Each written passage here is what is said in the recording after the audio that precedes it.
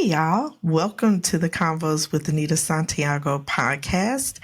Please like, subscribe, and follow the podcast on all of the major podcast platforms, Spotify, Apple, or wherever you get your podcasts. If you'd like to reach out to me directly, you can do that at convos@gmail.com. And don't forget to check the website out, Life Convos, LIFECONVOS.com. So, followers, fans, and supporters, boy, do I have a treat for you today. We have with us the amazing Xavier Smith. Now, whenever I have a guest, I like to let y'all know a little bit about them. So, welcome, Xavier, and let me tell you about this amazing guy. Okay, I already told you his name. He hails from Anderson, South Carolina, and is a graduate of Morris College. He has a bachelor's in business administration, and he's just an all-around great guy. But the interesting thing about him is once he graduated college, he came back to his hometown of Anderson and started his work with fathers, boys, and teenagers.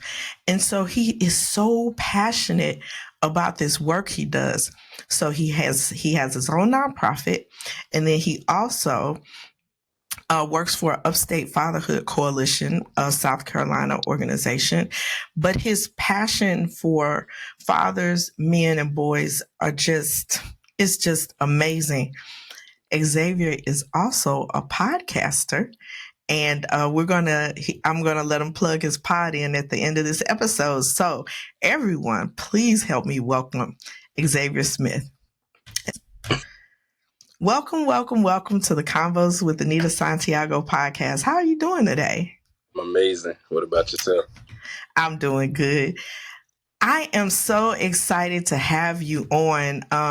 This is going to be a real treat for the listeners because I was drawn. We're in some podcasting groups together, but I was kind of drawn to the amazing work that you do in your community. And so I want to ask you, what got you started in the work that you're doing right now? It's it's a ton of reasons why I started in what I'm doing now. But if we want to break it down to uh, what I do, so I am with the Upstate Fatherhood Coalition, as you stated, and I do have my own nonprofit, Kind Mentoring. But the whole essence of me starting this type of work is through child. Just learning that during my childhood days. It was a lot. It was a lot that I seen. There was a lot that I did experience. But through experience, I watched my mom uh, pretty much be the headship of everything in the family. Um, but not knowing that, I had grandparents and I had, other relatives that tended. But the biggest thing is not having, not seeing my father be a role model. That kind of took a toll on me. I know that, especially face to share it, my father telling me that, hey, like I'd rather be a street pharmacist, or I'd rather drink than take care of you. But learning the whole essence that my dad had other competing responsibilities where he was uninvolved in my life. So getting into this work moving forward was pretty much just plugging in with other networking friends and different people that was from different walks of life from me. I know that it was different because I came from a place of being shy and timid. So getting around people, the social anxiety was like, oh man, I wasn't welcome. I can't do this work, or I'll never be connected with anyone.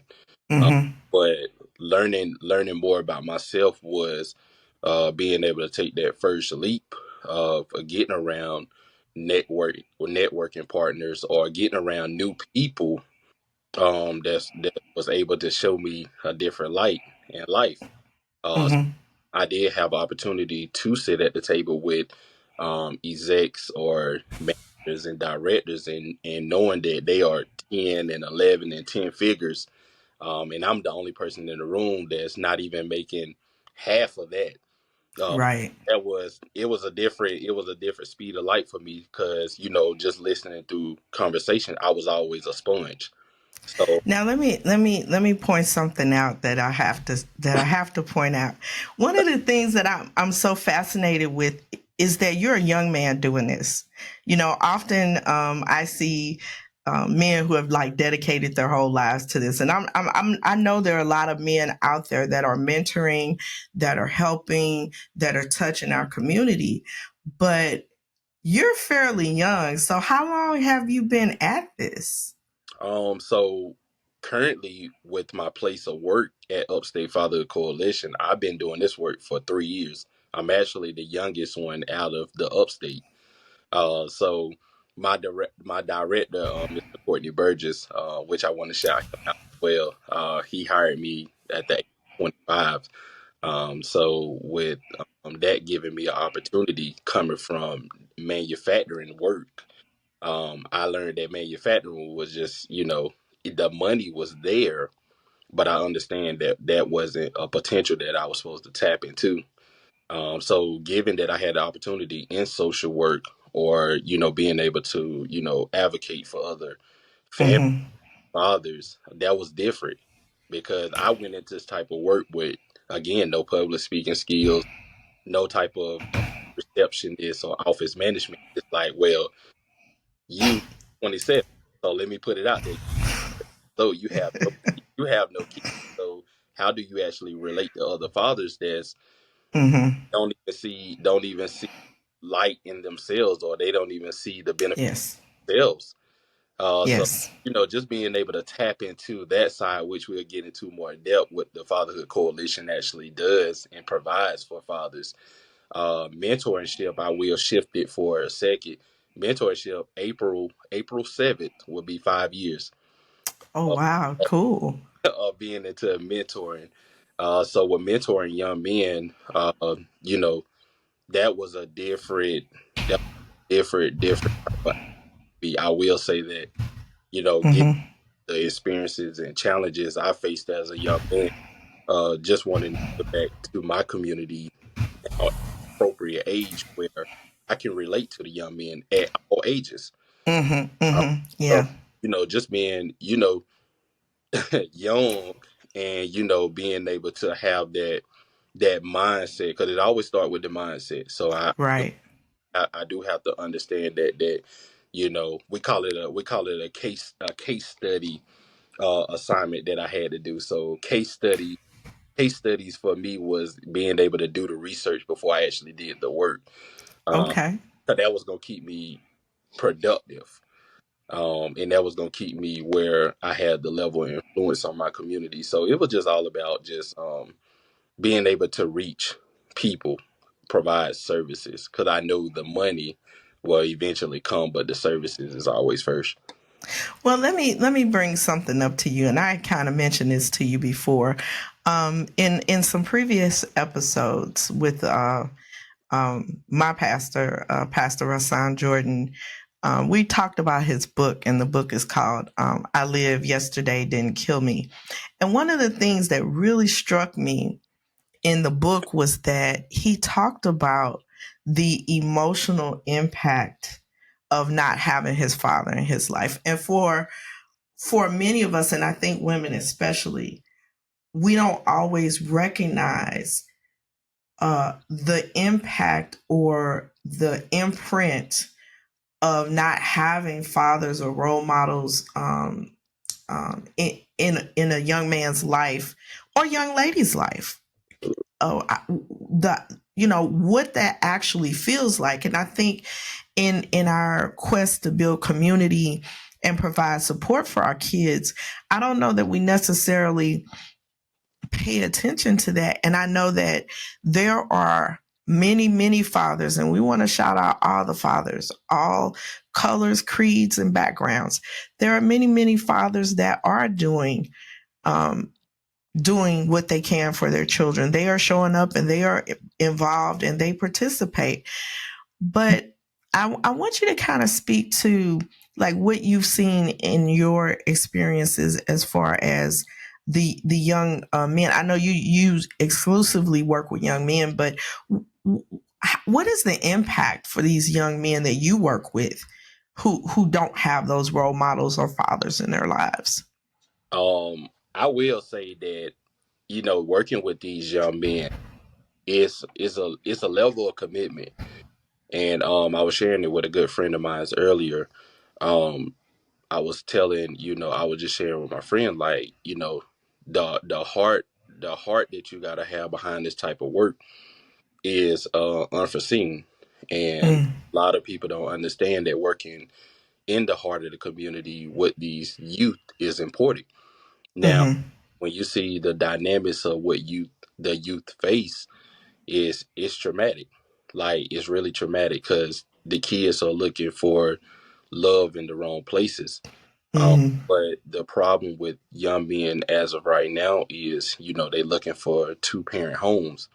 mm-hmm, Given that we only see one parent in the home, regardless if it's mom or dad, the kids are looking mm-hmm, for some type of love, and the love that's not fulfilled in the homes, of course, take it back to schools and take it to the communities, which mm-hmm, that's a failed assignment. So they get mm, they get failed, and then, mm, once they look for that kind of advocacy in their communities, then it turns into violence, or then mm, it turns into alcohol addictions, or then it mm, substance addiction, and it mm.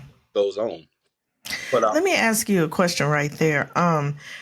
I know that like I've heard young people saying like some of my work in mental health counseling when I've worked with young men, they've said that they find that community in the streets, maybe running with the wrong crowd or whatnot.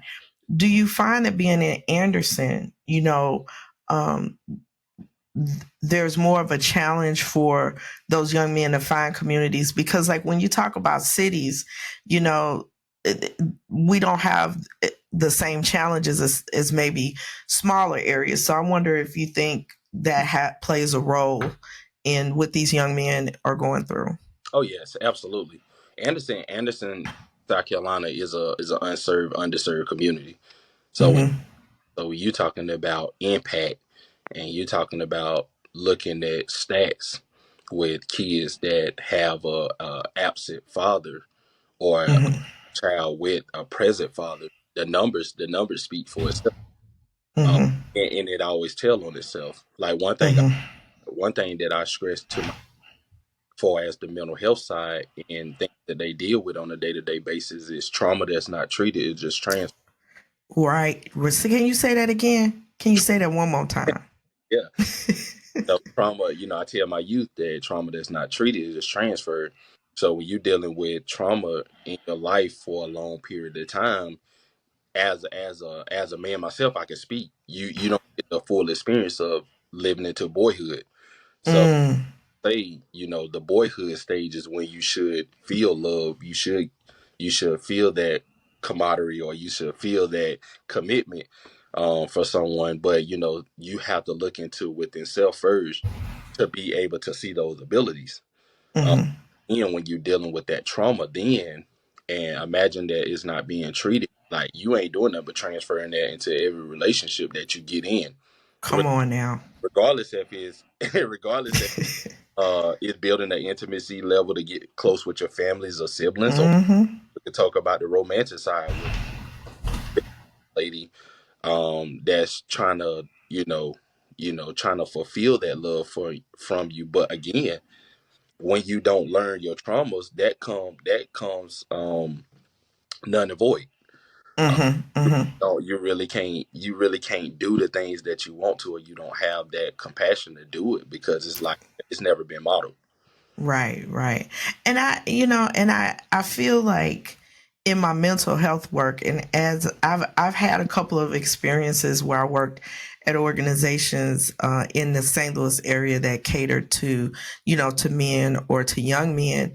And one of the things that I feel happens is that women don't always understand the context or the pressure or the challenges that men walk through. It seems to be, and you can tell me if I'm right or wrong, but there seems to be certain um, lessons learned or certain rituals that boys who are growing into men go through that only another man can show them, right? And so I really feel like in our effort to help, a lot of times we may not really understand what the actual challenges are. So can you kind of, speak to, like, if you could say to women and girls Hmm. who want to support the men in their lives, anything, what would that be? First and foremost is, just for the women and ladies itself is, you have to be right with yourself first. It's a quote out. It's all, you just have to be right innerly, like from Mm-hmm. from the heart. So one thing that I always teach the guys is, first we have to be able to listen before we speak, Mm-hmm. because when it coming down to, trying to commit, or you trying to be present in a lady's life, or be there for a woman, like that's one of the things that we have to do is getting back to being ourselves. So one of the things that I always like to share in life, we have to change our appetite to get the full recipe from God. So you gotta be connected spiritually, like Mm-hmm. principles that we do exclude out, where young boys can't connect spiritually. So Mm. when they can't connect spiritually, they can't be in a proper wellness spirit to be able to support a woman. So you Mm-hmm. gotta think about it on the level of trying to support a woman. Women will be looking for that fulfillment from that man. Mm-hmm.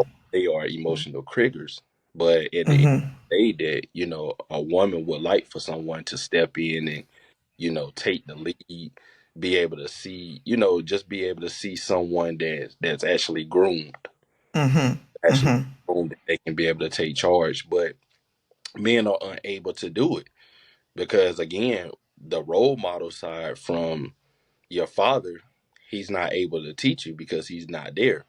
Right, right. So based off you trying to commit to a young lady, you guessing it. So, Mm-hmm. like, you putting yourself out there to know that, well, whatever this relationship gonna look like, then I'm gonna just have to play it how she play it. Uh, Mm-hmm. Mm-hmm. Sometimes that don't turn out to be good, because a young man like that, it's like, well, I got other things that's in place where I'm not able to give you what you need. So the happiness or the enjoyment will come through sexual intentions, because that's the only thing that they'll be able to offer. What do you feel like I just heard you say that the young men are they have difficulty connecting spiritually. What other things do you see that the young men that you work with struggle with? They struggle with it educationally. I will say Mm-hmm. educationally, socially, intellectually, environmentally. Environmentally is one of the biggest troubles right now. Like, just So tell us about that. Tell it, what does that look like? environmentally is not being able to to be able to move through life and Mm-hmm. be able to see that positive walk from someone. When Mm-hmm. you always around friends that just love to smoke, drink, and just do things that don't really gear towards having a healthy life, Mm-hmm. anyone can tag on that. We learned it now that social dilemma is one of the biggest principles why young men are not healthy right now, because So can you explain what social dilemma is for us? social dilemma is what we see on social media. We Okay, gotcha. we know that plays a big part in any young man or any young woman, now, Mm-hmm. because we going off what everyone else is doing or what we are seeing, but we not Mm-hmm. actually living up to our own standards, because we know that anyone else that does this, or they put on for this, or they show these, Mm-hmm. we know that can be falsely claimed, or Right, right, no, that's not really you. We have that that that conversation now. Like, you really don't live like that. Your mom right, never right, right, raised you like that. So when we see stuff like that, the my young guys, I can tell you right now, they automatically, like, they get a rise, or like they spirits just jump because they see it, and they be like, oh yeah, I like that, or uh-huh, that Mr. Smith, like, oh, that song hard, or and I have to. I'm like, well, what do you see in that? What's the value? mm-hmm, Because it's not you. right, Let me see what you learn. Let me see what you can learn. What your abilities is. What's your values like? What do you cherish? And like, sometimes it'd be hard for them to cope with that, because they can't answer it right away. right, Because when you always trying to fight his spirit, or you always having to look over your shoulder all the time, it's mm-hmm, like, I can't answer it right away for you, Mr. Smith. I can't do that. So mm-hmm, so my next thing is, let me help you. Like, let me help you with, learning about yourself. Let's talk about your goals.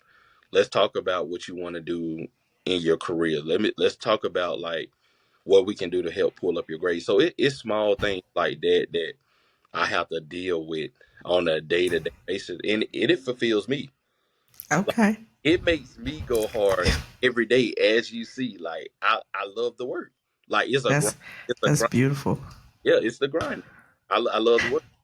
Let me tell you this. So one time I was when I was working down in the inner city here in St. Louis, I had a guy come in, a young man. He probably was in his late teens, 17 or 18. And he was really agitated, and I'll never forget this as probably as long as I live. But he came in and he said, I want to see a counselor. And I said, how can I help you? And he's pacing back and forth, and he's got a McDonald's uniform on. And he's saying, when he was in the streets, he was making enough money to take care of everybody. He's taking care of his mom. He was taking care of the block. And his older brothers and an uncle all went to jail. So he decided to, get a regular job, get training. But now he's in a position where he's homeless and he don't make enough money to really take care of himself. And he asked me, he looked at me and he said, should I go back to the streets? And I didn't I was lost for words because I felt so heartbroken that we're not having a conversation about your future, about your hopes and dreams. We're having a conversation between two dynamics that neither one of them are really positive. And then I had another situation where I had a young man who was like 15 years old, and we were talking, and he made this statement, and it stayed with me all these years. He said, I'm not going to live past 30 anyway, so I'm getting it all in now. And I was like, what is happening to our young men that they have lost? They see no future, no hope. Why should I take out all those student loans when I'm just gonna maybe get a job like everybody else? Or this was my family situation, and I've seen several generations of this, so therefore my situation is going to change. And I was just flabbergasted, I guess that's an old word, by the like the no hope, like no, like I don't see a future and I don't see a hope. Do you hear the young men that you work with saying those kind of things? Absolutely, absolutely, Wow. That absolutely. breaks my heart. It does, when you hear things like, I wish I could have, or, like, I wish life was like this for me. We call those words extreme words. So Mm-hmm. those are words to be concerned about, because you can help. You, as mentors, as leaders, we can help you build and find that foundation for you. Mm-hmm. But again, it starts in the home with mom and dad. And Mm-hmm. when mom and dad not available, or Right. mom and dad don't have that security, or that drive to, sit down with their kids, and have conversation with them, then where else can they find beside another advocacy service or Right. or place that they have to run to for help? And I think people mistakenly think that there are things in place for our kids and that somebody will step in. And when my kid was in high school and middle school, you know, I saw a lot of parents that had the perspective, well, if my kid is having trouble, there's some help, there's something, and there are a lot of organizations out there doing good work, but really and truly, there's not somebody coming to the rescue. And I Absolutely. think that's where some of the young people, young girls and young men, fall through the cracks because Uh-huh. it may be too much for the parents, or like you said, and they're working, they're trying to take care of things, they're not available.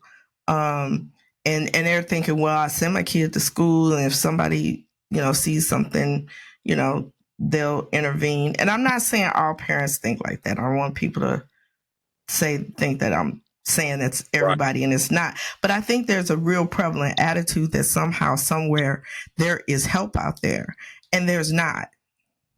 Right. And I think that's something we need to bring to light, like to reinforce that sense of community. And Right. that's the one thing I love about the work that you do, because it's community focused, it's community based. And I'll tell you, like, in cities, I feel it's harder to build community because think of Chicago, LA, New York. I mean, people have community, but it's not the same as when it can be intimate, like in Anderson. Yes. Yes. Yes. I believe strongly in change, and I always say change within. Like when you look at the word change, change is being able to focus in a direction where you can be somebody and you can see hope in yourself, but first Mm-hmm. what's around you. But what does it do if change is prevalent but separation is not involved? So when I say that, like you got to be able to separate yourself from the very own things that can be a temptation on your life. Like Mm-hmm. it's a lot of things in life that we compete with for, as the whole governor welfare, the economic welfare. We have things that's going on at the center of us every single day that Mm-hmm. sometimes that time can move so fast, like you don't know what can happen. So that's the reason why kind mentoring is in place here in Anderson, because kind stand for kind involvements never decrease. Uh, Mm-hmm. because your involvements, I always let my guys know, kind stand. That's what kind stand for. So like the involvements of you being a person, a son, a friend to someone, your involvements is important. So Mm-hmm. don't ever shut yourself down or let someone else take you out your element because you feel as, oh well, I'm not good enough, or somebody told me that I wasn't good enough. Actually stand firmly as a That's what's up. That's what's up. And I mean, I think the vision that you have as a young man is one of the things that's so inspirational, because you saw a need and you jumped right in. You saw this was needed in your community. You went to college and you came back and you said, I want to make a difference, and I want to put myself in place where I can not only reach out and help, but reach one, teach one, or however that saying goes. For every young man that you help, you're touching a family, you're touching their community as well, and those people are learning from you as well, even if they're not intimately involved with you. So, you just did a workshop. Like a couple of weekends ago or something. Can you tell us a little bit? Because I want people to get a sense of the kind of things you're doing. You're not just talking to the guys and giving them, dap and high five. You're actually doing things that matter. So can you tell the people about the workshop you did? Absolutely. So I hosted a workshop on February 26th, which was actually last week. And the title of that workshop was called "I Got the Game Tied Up." So it was a good.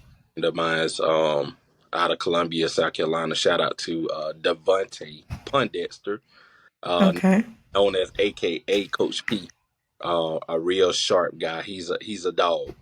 He's a dog in this entrepreneurship. So definitely shout out to him. But he actually came down and hosted the workshop with me. But in the event of this tie workshop was to put something in front of these young men where they are actually learning a skill, a soft skill at that, knowing how to go ahead and build that professional development uh, portfolio up under them. Because a lot of those, Mm-hmm. they don't know how to tie a tie, or they'll look at us and be like, "Oh yeah, y'all clowns, y'all jokes, because y'all wear suits and ties all day." But that's just what they, Oh. because they, Mm-hmm. oh, yeah, y'all dress like church folks, and it's been coming. I love it because in the teaching of it is we showing you some type of development, some type of personal professional development. So when you step out here and you attend, or if you attend a conference or a business engagement, you will know how to put a professional attire together, without you thinking otherwise, because a lot of these guys, they don't know how to put any type of professional clothing together. It's like they just put on something and they want to wear the Jordans. They don't think that dress shoes is relevant. They don't know anything about loafers. They don't know anything about um, any type of dress shoe. They don't know. Mm-hmm. They clown and make the joke. So the whole essence of this workshop was, let me show you something. Let me put something in front of you that you can take back home, and you can also give back to your families, or you can show your family something that you learned, but also Mm-hmm. put it back into your communities, like the schools, or telling your friends about it. Because the friends, once you teach your friends about it, or you tell your friends about it, they'll be like, hey, like, how you learn that? Like, you playing. Like, Mr. Smith showed me. Mr. Mm-hmm. Smith really poured into me, and he took his time and he showed me how to tie a tie. So now let me show you. So it's little things like that. I really do have a passion for young men. And we don't get credit enough for it, but I serve a dynamic of all young men, black, Okay. blue, whatever you want to call it. I'm serving all young men. I'm just not even going to just keep it one race. I'm gonna serve all Mm-hmm. because they need it. It's very much needed. Very much needed. I'm just so glad you came and hung out with me today. Um, Call to action to the listeners, fans, and supporters. I like to highlight people, young people that are out here doing things, doing incredible things. So, I will have links to Xavier's organizations on my website. So that's the Life Combos, lifeconvos.com/guests. And you can go there. You'll see Xavier's picture, and the links for his organizations will be under there, as well as the links to his podcast. Now, I'm going to give you about 45 seconds to go ahead and plug your pod in. Uh, so my podcast is called the Incredible Combo Podcast. It's been around. It's been around for about a year and a half. So ICP, we pretty much talk about a life spectrum of things. Talk about entrepreneurship, health, uh, new onset businesses. We talk about anything regarding just life itself. One of my mottos for it is reshaping the hearts and minds of our people. So we want to be able to have people look into themselves, observe themselves, and being able to have that opportunity to share it with someone else to make the impact. Well, and I'm going to encourage all my listeners and fans and supporters to go out there and check his podcast out. You can find it on all the major platforms. I listened to an episode, I finished my episode today, and it was really good, and I really enjoyed it. And if you're in the South Carolina state, if you're in the state of South Carolina, support this brother. Support what they're doing. The links to his organizations will be under his picture, but let's if we have to be the change that we want to see. We can't keep saying, we need to do this and we need to do that. And why are our kids doing this? And why are they walking around with nothing to do? And why aren't they doing more? And I don't understand. Okay, this is just one example. I'm sure there's many more. This is just one example of someone that's in their community that's trying to do something. And so all I'm asking is support. Follow the pages, share the info, listen to the podcast. I want to thank you again for hanging out with us on the Convos with Anita Santiago podcast with my wonderful guest, Mr. Xavier Smith. And guess what, you all? This conversation is so good. We're going to have a part 2. So stay tuned. Happy listening.